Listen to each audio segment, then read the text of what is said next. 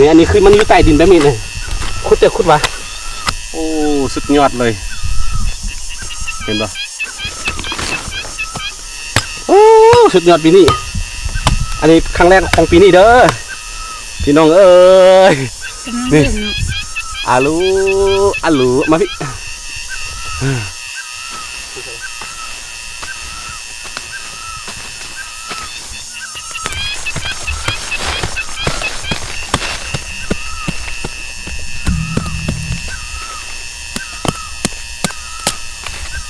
ว่านี่นะนี่ทุกคนนอนนี่ไม่เป็นนอนธรรมดาเลยแพงอีกเลยเนาะแต่ว่าเดี๋ยวไกลแล้วดูไปก็ไม่ดูกับพวกแพงมันจะแพงช่วงนี้แหละเพราะมันหายากเลยต้องได้คุดเอาดิป่านคุดอ้นก็จะได้กินพี่น้อง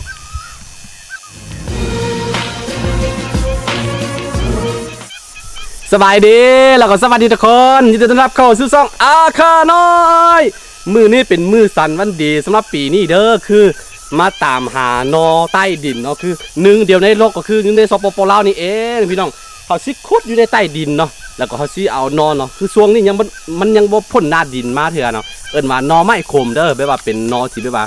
ตอนออกไม้ๆเนี่ยหวานๆแต่ว่าเวลาแก่ตัวมาจะออกขมๆนี่คือนอไม้ขมเด้อหาก็ออกหน่อยพี่แต่ว่าบางบอลเนาะแถวซ้ำเหนือบ่พงศรีบ่ก็ออกแต่เดือน1พุ่นแล้วอันนี้หาออกยังบ่ออกแต่ต้องได้ขุดได้ใส่เขาจกขุดแบบนี้เนาะนี่คือหนึ่งเดียวในลาวเนาะการขุดนอขมมาตอนนี้เขาเห็นใบหนึ่งอุ้ยเขาคุยใครนี่มาที่นี่อันนี้คือมันอยู่ใต้ดินแบบนี้เลยขุดเจอขุดวะหลายคนที่สงสัยว่าเอ้ามันบ่มีต้นอันไม้พายเลยมันออกมาจากใดจังใดเนาะนี่มันจะออกตามเครือเนาะนอตัวนี้เห็นป่ะกูนี่จะเป็นต้นมันนี่อันนี้จะเป็นต้นมันพี่น้องเอ้ยเห็นมาทางนี้สักครู่เห็นป่ะโอ้ปีนี้ปีแรกครั้งแรกเลยอยู่ดีๆไอ้รถดีๆดิโอ้สุดยอดเลยเห็นป่ะอีดีๆไม่เห็นโอ้แล้วก็เขาก็ซิทำกันฮักสักครู่เพิ่งเลยแล้วก็อยู่ดีๆอยู่ดีๆอยู่ดีๆมันตัดเอาแม่เอากระจกเดี๋ยวมันเสียน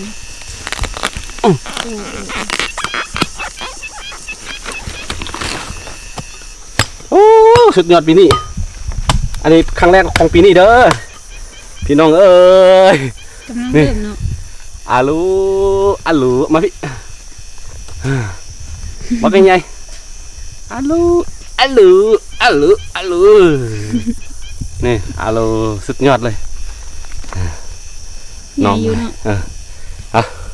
เก็บไว้อายุดีๆไปอาโลถ้าชิดขุดไปเรื่อยๆทุกคนขุดแบบนี้ใต้ดินเด้อ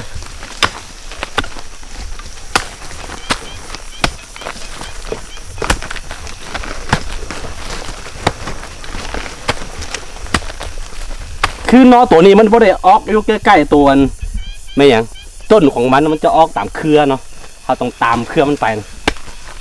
ตอนนี้มันยังไม่พ้นหน้าดินใช่ไหมรอให้ฝนตกใส่จัก3-4 ครั้งเนาะมันก็จะออกมาแต่ว่าถ้าพ้นหน้าดินมาแล้วมันบ่ค่อยแซ่บนะขมเนาะขมก็เรียกว่าได้ซื้อว่านอขมไปแต่ผู้ใดมักกินขมก็แซ่บก็ที่สิฮะเดี๋ยวน่าดูอันนี้ก็กินแล้วก็ดูไว้จ้ะมื้อนี้คือหนองไซมะนาวน้อยเนาะนี่มันน้อยเดียวกำลังออกน้อยดำมากเลย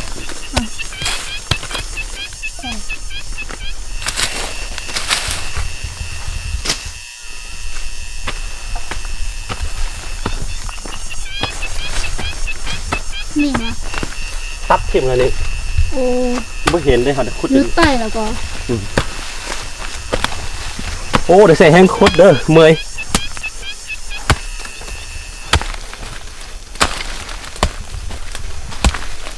นี่แดนเดียวบ่ได้เห็นหัวเลยตัดชิมบ่เห็นเนี่ยมันอยู่ใต้ดินต้นของมัน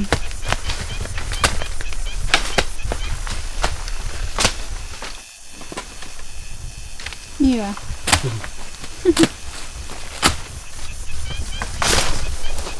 มีน้อยกำลังออก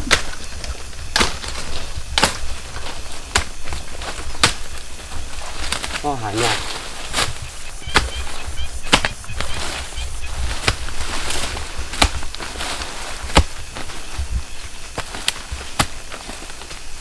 ดินแข็งเกินแข็ง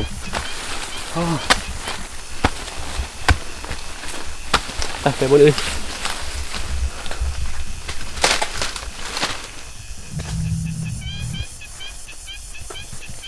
นั่งทำเบอร์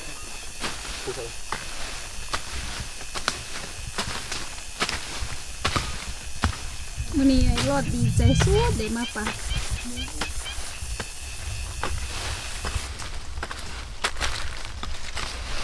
มาแล้ว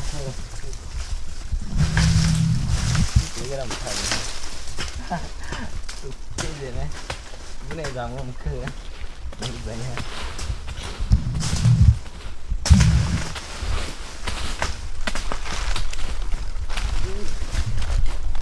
อยู่ใส่เมีย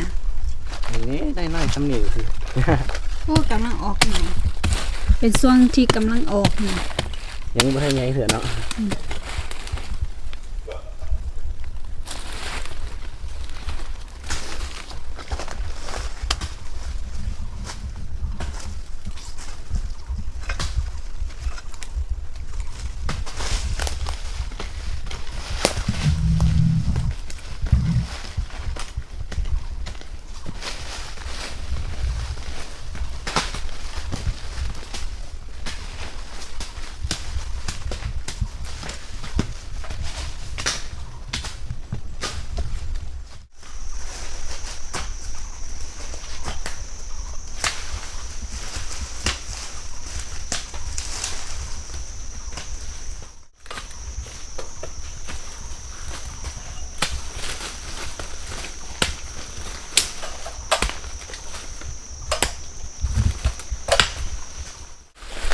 โอ้มาพี่มาพี่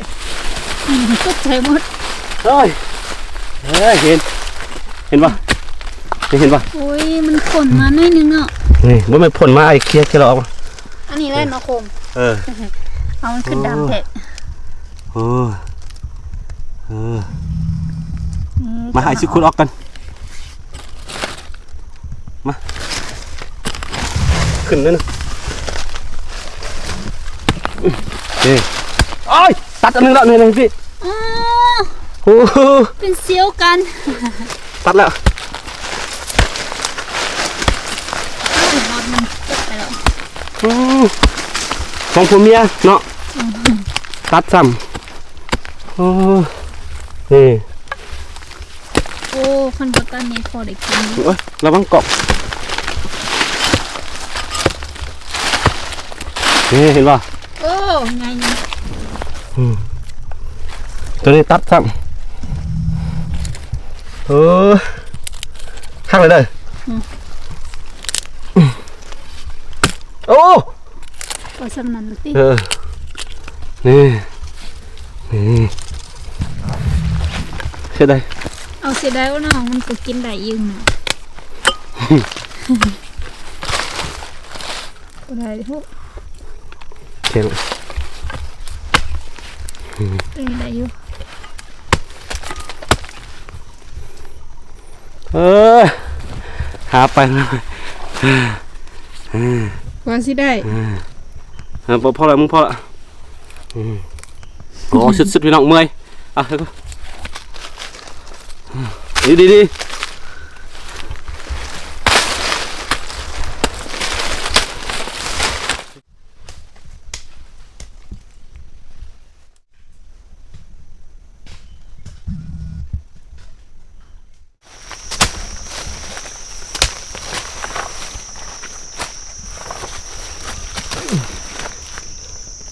ไอ้ยา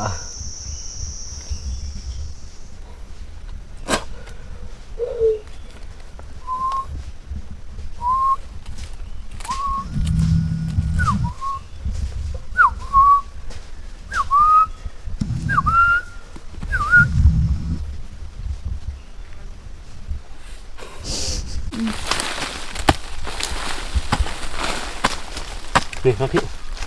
อุ้ยมีทรงเนาะ น้อยก็ได้ ตัวไหนก็ได้อยู่ดีกว่าบ่ได้หยัง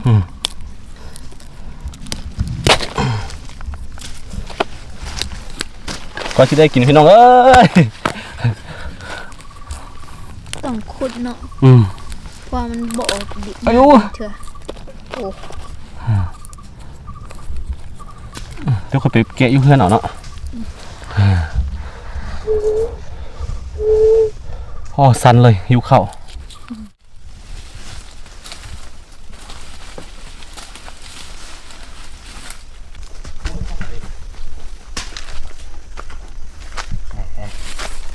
ไม่ได้เยอะ นี่อ่ะใส่อุ้ยอันนี้ออกแล้วออกจากหน้าดินแล้วเด้อตัวนี้นะ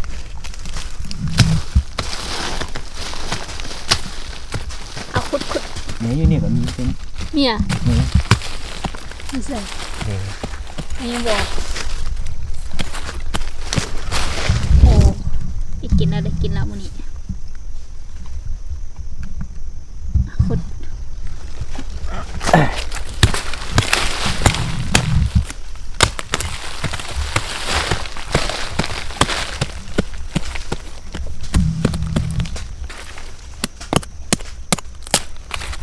ประมาณนี้นะนี่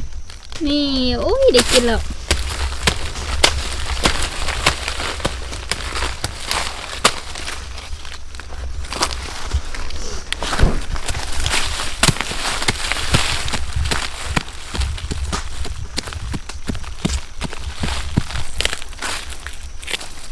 ไหนนอนตัวนี้ หน่อย ไม่เป็นไร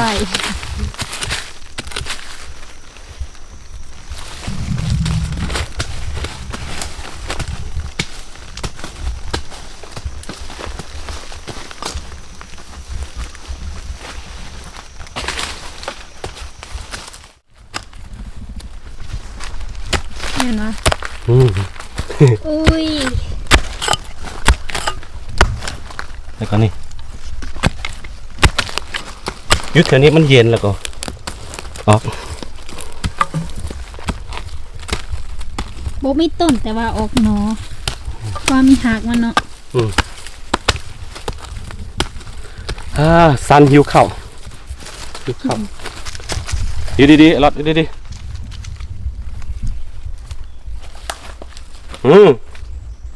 มานี่ ไอ้รอดกินเนาะคมเมื่อกี้ก็ยัดไปกิน2 อัน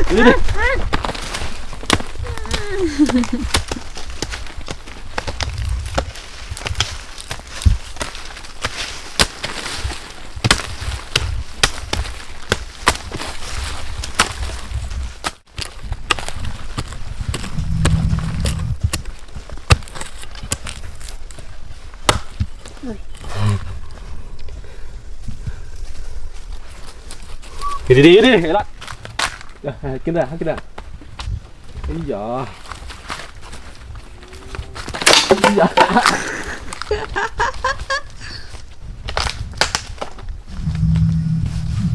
sao này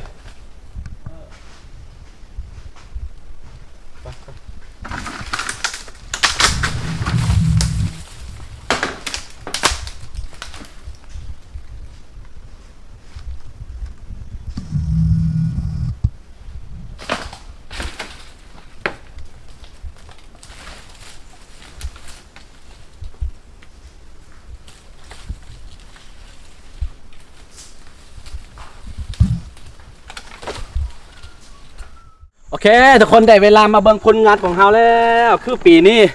ยังแบบว่าอันนี้เป็นครั้งแรกของปีนี้เด้อ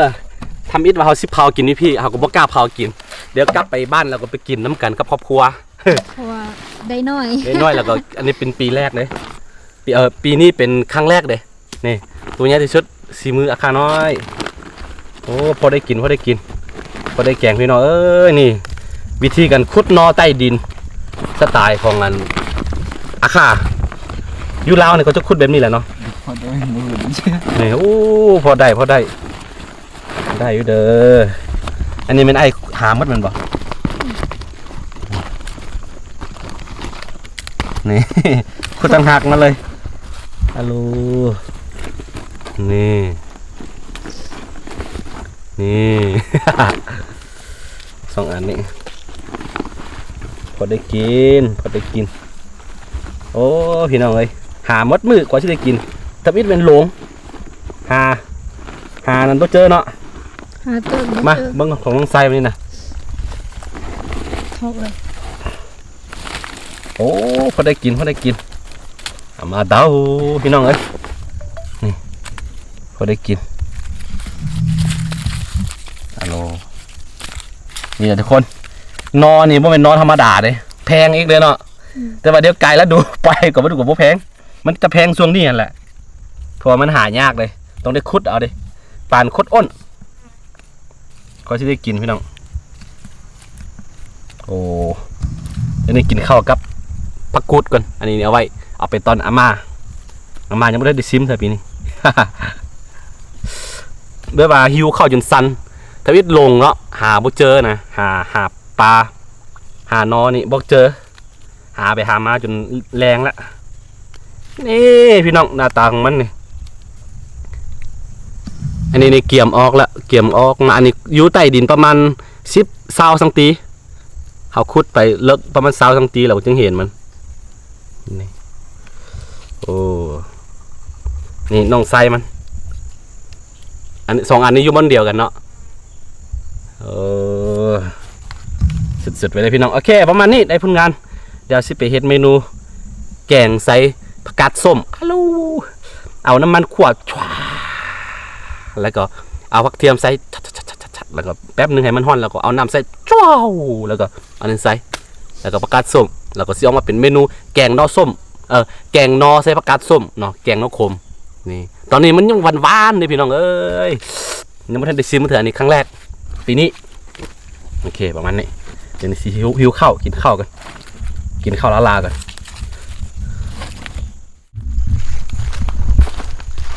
โอเคทุกคนตอนนี้ก็ได้เวลากลับบ้านกันแล้วเวลามือก็หาอยู่หากินต้องเข้าภูเข้าป่าแบบนี้พี่น้องเอ้ยนี่ก็ห้องห้อยเขาดังไฟน่าจะชาวบ้านเขาน่าจะมาหากินคือกันโอ้มื้อนี้เมื่อยสุดๆเลยคือเขาไปเอาเขาจกคุดๆนะหรือใส่แห้งงานเติบ สักครู่บ่ได้จักดวงเหมือนบ่สักครู่มาหาหน่อไม้บ่ได้จักอันสักครู่บ่ไหว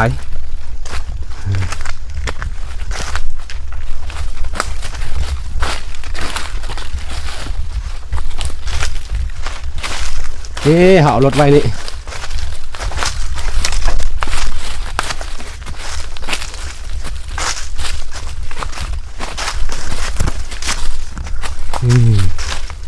โอเคทุกคนไปมักวิธีชีวิตว่าเรื่องราวบ้านๆแบบนี้ก็อย่าลืมเนาะกดไลค์กดติดตาม2อาคาน้อยไว้นะเวลาลงคลิปเราจะได้เห็นเด้อทุกคนกลับบ้านกันบ๊ายบายรัดบ๊ายบายเฮ้ยบ๊ายบาย